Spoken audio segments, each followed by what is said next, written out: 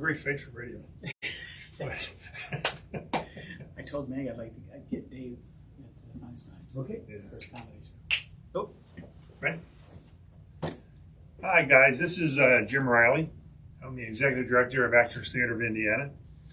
And we're here today with our weekly podcast. You may notice that the regular crew is not here. So they dug into their batch of subs and they pulled out the Executive Director. So I'm going to do it today. And our guest today is Dan McFeely. Dan is a board member of ATI, plus he is the chief writer, and I'm not sure if I got the right term on that, for the city. He's going to tell us a little bit about what he does and how he ended up on the board of ATI. So again, thanks for coming, Dan. I appreciate it. Thank you very much. Good to be here. It's always fun.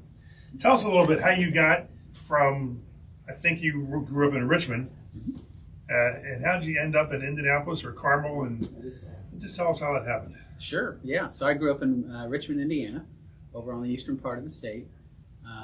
Family moved to Connorsville, a little further to the south, when I was in high school. So those are my stomping grounds. I went to school at Indiana University, studied journalism, political science, and then started in on a 25-year career in journalism. Worked for a couple small town dailies in Connorsville and Greenfield before joining the Indianapolis Newspapers, Inc. So I started at the News as a stringer. You remember the old afternoon paper, yeah. The News. Yeah. And then I started at the Star in 1998. It was near Valentine's Day weekend in 1998. And I was sicker than a dog when I got the call that I was getting hired. But that didn't matter. It was good. And I had a great career with the Star. Ended up covering a lot of things in Carmel there toward the end. And then as the newsroom at the Star kind of started to wean itself off of high salaries and things, I could see there wasn't a lot of future there. So I decided to go out on my own. And, I formed my own company. And then my first contract, and still my biggest contract, is with the city of Carmel. I know when we moved here in 1977, the Star was a neat paper. We really got involved in it. And they had the news magazine, the Indianapolis News, great afternoon paper. And I was very sad when the Star folded. But you had a great career there. I started following your work, and I was always impressed by your stories. Well, thank you. I appreciate it. I was given the opportunity to be a columnist in several different ways. I even dabbled in, for a while I was the traffic reporter, and I would go on Channel 13 and do early morning traffic shots once a week. And how early was early morning? I had to be there at 4 o'clock.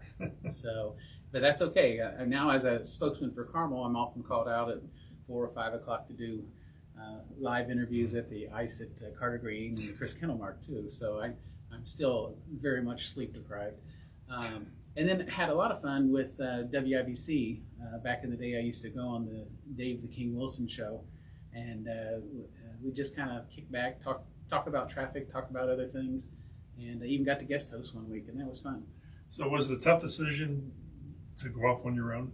It was extremely frightening because I was used to regular salary, benefits, all that good stuff. I mean, when I took a job at the Star, I thought that was the last job I'd ever have to take.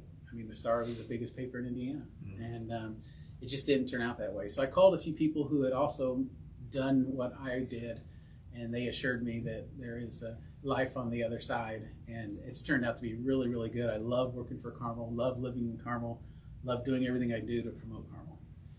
When I ran the city market, I got to know a lot of the reporters and the photographers and everything from the Star, and it was so sad to see those guys, just either retiring, or going on to other careers. It was just, you could just see the paper crumbling in front of your very eyes. Yeah, that was sad. Yeah, it is sad, and I know that you and I are probably dinosaurs because we both get the print version of the Wall Street Journal delivered to our driveways.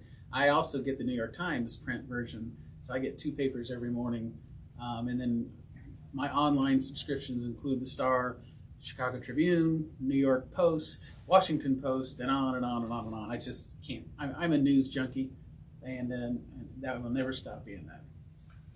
I agree with you on that. I've tried going just on the computer, and I always go back to the print edition. Yeah. I have to. When you went off on your own, and was the city of Carmel your first client? Yes, Carmel became my first client. There was another city in Hamilton County that was interested at the time, but after having the discussion with Mayor Brainerd, he convinced me that Carmel would be the best place for me, and he was right. And then really, and that's how I got with Actors Theater of Indiana. I got so involved in various community things. I got involved in ATI through you, and then you got me hooked at a lunch at Dooley O'Toole's one day, and I haven't left since. And Lunch at Dooley's works every time. It does work every time. I love Dooley O'Toole's. But in addition to Actors Theater, I'm also on the board of the Chris Kendall Mark, which is exciting but very time consuming. And also the Carmel Clay Historical Society. And we're in the middle of a big project to build a new museum, and that's just a lot of fun. So I enjoy the things that I do. So where are we with the museum? So the museum is getting close for groundbreaking. We're hoping this spring. There were a couple of changes we had to make, for financial reasons, but the Clay Township Board has been extremely supportive of everything that we need to get this museum off the ground. City of Carmel has also ponied up and helped a little bit as well. So we can't wait to have a true home for the history of Carmel. Gotta ask, the old station, the old Mona rail station that was there. Yes. It's been moved over here on 3rd Avenue. Correct. Is that going back over where it was? It absolutely is. Yeah, we have what you would call a double wide footprint there. There was an old little home there, which was our archives for many years, and we have bulldozed that. So now you have really basically 2 lots, and the plan is to build, as tightly and efficiently as we can, and then bring that Monon Depot right back to it, and that will become a permanent museum in honor of the Monon and railroads in general. Did you find any historical stuff? Well, when we moved, yeah, they looked, but no, they didn't. We didn't see much. So. I know we loved it when we moved here in the late '70s. They still had a train. It was neat seeing the old Monon train coming through town every afternoon. Yeah. And I've just been a train junkie all my life, and I just love that stuff. I'm sorry to see that not be there anymore. Yeah, the railroad business changed, and fortunately, we found a way to take that trail that they were on and turn it into something people can still use today. Yeah. And that's actually, as you know, has become our beachfront property in Carmel. Everyone wants to be up against the trail, and at ATI, we're fortunate to have our studio theater right there off the trail. Makes it easy for people to come see our shows. When you joined the ATI board, and I know you were involved in the Historical Society board and the Chris Kendall board, how different is the theater company or theater board from the other groups that you are involved with? Well, yeah, there's some big differences, and you can almost rank them 1, 2, and 3. One would be the Chris Kendall Mark. It is an extremely successful money-generating operation, so we don't have the financial struggles that you see with the Historical Society. With the Historical Society, we are looking for donations and support just like we do for Actors Theater. The difference is, up until in the next 2 years, we haven't really had a major facility to run. That's going to change. So the challenges are ahead for that. And then, of course, we have Actors Theater of Indiana, which was so harshly impacted by COVID. And I still don't think we're through with that. And we've lost a great deal of audience participation that we used to count on. And so we're definitely out there looking for great companies who are looking to support the arts to help us continue to do what we do, which is provide Broadway in your backyard. I agree with you. I don't think the public is fully, I'm going to get a note here. I don't think the public is fully comfortable coming back into a theater. It's happening slowly, but you just gotta get smarter marketing done and just make sure people are comfortable. The mask, obviously, we don't do masks anymore, but if need be, we always could. Yeah, I agree. Now, it does seem that the outdoor events that we do here in Carmel are starting to come back, and hopefully, over time, the indoor events will come as well. But I hope everybody knows that I think we're past the point of judging people who choose to wear a mask or choose not to wear a mask. So I think if you want to come and see a show, don't be hesitant to bring your mask. I mean, leave it off until the point that you sit down, and then when you think you're a little too close to someone or you hear someone sneeze, pop that mask on. No one's going to notice. One thing I forgot to mention, that this is the first ATI podcast that I can honestly say is truly an Irish presentation. Okay, because you're Irish, obviously. Aaron go bra. Aaron go bra. I'm 95% Irish. So this is a big day for ATI, having a podcast where truly the Irish are represented. Yeah, it is definitely a big day, and everybody wishes they were Irish, you know. If you're lucky enough to be Irish, you're lucky enough.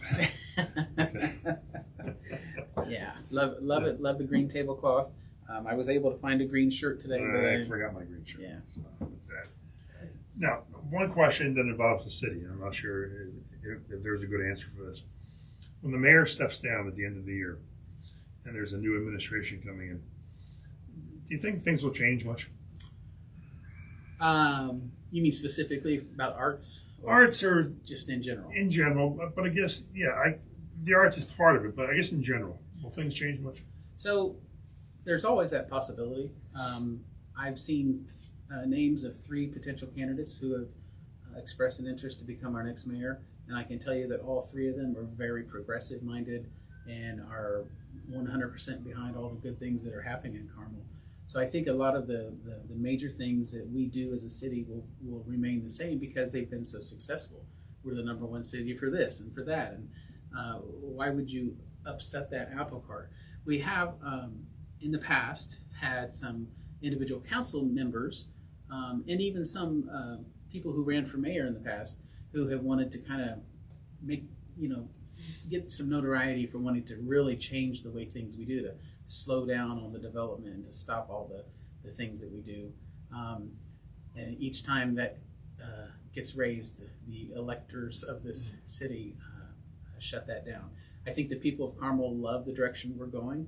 And again, just based on the names I've seen for mayor, I don't see major changes overall. So that would be my answer. That would be my hope. Mm-hmm. Since I've been part of this now since 2013, I would hate to see us go backwards. What do you say to people that say we're building too many apartments in Carmel? Well, it's not. You don't need to look at apartment complexes the way that we probably used to when suburbs were developing. They used to be places that you would stick over on the other side of the railroad tracks or on the other side of the river, and it would be the place where people who couldn't afford homes would go and live, and then there could be issues involving police presence and things like that. Those days are gone. The apartments in Carmel are populated by people like me and you who maybe we're tired of the large suburban homes, and we just not only do we want smaller spaces, we want to be near Midtown. We want to be near Center Green. We want to be near these places where all these fun things are happening. And the apartments that you're seeing built in Carmel are being rented, and the condos that are also being built are being purchased by people who are looking for another choice in life. It's to me, it's very exciting to see, because every time a person moves to Carmel, and these people that are moving are here probably for a really good job, and so they're creative, they're bright, they're highly educated, and they will end up adding to the community, not subtracting from it. And so what we have to do is not look at the old notion of what the fear of apartment complexes might have been at one time, but rather to embrace the diversity that we're seeing in Carmel, because it's a good thing. And as the mayor always says, it's really all about choices. People who move to Carmel, maybe they want short-term apartment complexes just to make sure this is where they want to go. Or they're people who have lived here for years and now they want a different look in life. And we should be able to provide those kinds of choices. Otherwise, you won't get the new faces and the new things and the new companies. I mean, every time a corporation wants to come to Carmel, one of the things they look at is employability. Are there people in the community and the surrounding communities that they can hire? And so part of the reason we work so hard on our quality of life is to make sure that these companies like Republic Airways, which is building that huge $200 million complex off of US 31, they're making that investment knowing that we will continue to do what we do to attract the kinds of people that they can employ in the future. So it's a win-win. When will the Republic place open up? I just drove by there yesterday, and it's amazing how fast they're building. That main building right off the US 31 is where the flight training pods are going to be, and they installed these giant windows, so you'll be able to look through, and it's very Star Trek-ish. And but in terms of I haven't heard from an overall perspective on when they might be done. Be hopeful if we could be done by the end of the year, but you know, with supply chain issues the way they are, I'm just not sure. So we'll keep track on that. Getting back to the apartment issue and all the people in Carmel, I got to tell you the amount of very nice restaurants. Yeah, it's fantastic. We're getting so many choices here to have a nice dinner, and every time when my wife and I go out, it's pretty crowded. Yeah. So they're doing well. They are doing well, and we run into the same thing. And my wife and I always, you know, we make a point. Okay, let's try and do something new. But and I can tell you, we've lived here now since 2007 is when we bought our house here, and we still haven't been to every restaurant in town. It's just hard to do, you know. And then they come, and I know that we've got a couple new ones on Main Street, the new Greek restaurant. That's open now, right? Yeah, I haven't been there yet. Yeah, it is amazing, and they come because, again, of this density that we're building here in the Central District primarily. They know that they can open up and be successful, and that's not just restaurants, but it's small businesses. The things that Carmel does to support small businesses should be emulated throughout the country. So. Question on the Kindle market. It looked like you had a very successful season this year. Yeah, we did. So last year we estimated the attendance at over 300,000. It wouldn't surprise me if we put it closer to 350 or 400,000 this year because we were slammed. The only thing that kind of was bad was the closures we had to do on the Friday and Saturday just before Christmas because of that winter storm. Right. But staying open an extra week, I saw people out skating all the way up until the last day of the year. So it's definitely a treasure. And I can tell you personally, from working in the huts down there, we truly get people who make the trip from Tennessee, from Philadelphia, from Illinois, Michigan. They make the trip because they've seen us being ranked #1 as the best Christmas market in America. Thank you to USA Today. And it's amazing. And so when it comes to Actors Theater, I think we benefit from that because when they come, they not only go to the Christkindle Mark, they go back to their hotel room and they're naturally curious and they start Googling Carmel and they come to be aware of all of the cool things around. I'll tell you a story. There was a woman who came to our window at the All Things Carmel hut. She was from Kentucky. Her and her husband drove up from Louisville and she said, "Is there anything else happening in Carmel?" And I said, "You see that little shuttle over there? Go hop on that shuttle and let them take you around." About 2 hours later, she came back and she thanked me. She said she didn't realize how much more there was in Carmel. And she asked for brochures. And then she said, "And my husband and I just love theater." And that gave me an opportunity to promote Actors Theater. And so she promised that she would be coming back to a show. That's good news. Yeah, absolutely. Yeah. Well, thank you for being our guest today and tell us about Carmel. And thank you for your service to ATI on the board. We appreciate it. Yeah, love being it. And your other organizations. You are Mr. Carmel, I think, and we appreciate it. Well, thanks for having me. I love this show. I never miss it, and I love ATI, and I sure hope for better things this year as we roll into the new year. We sure will try. Yeah, Thanks. Very good. Thank you.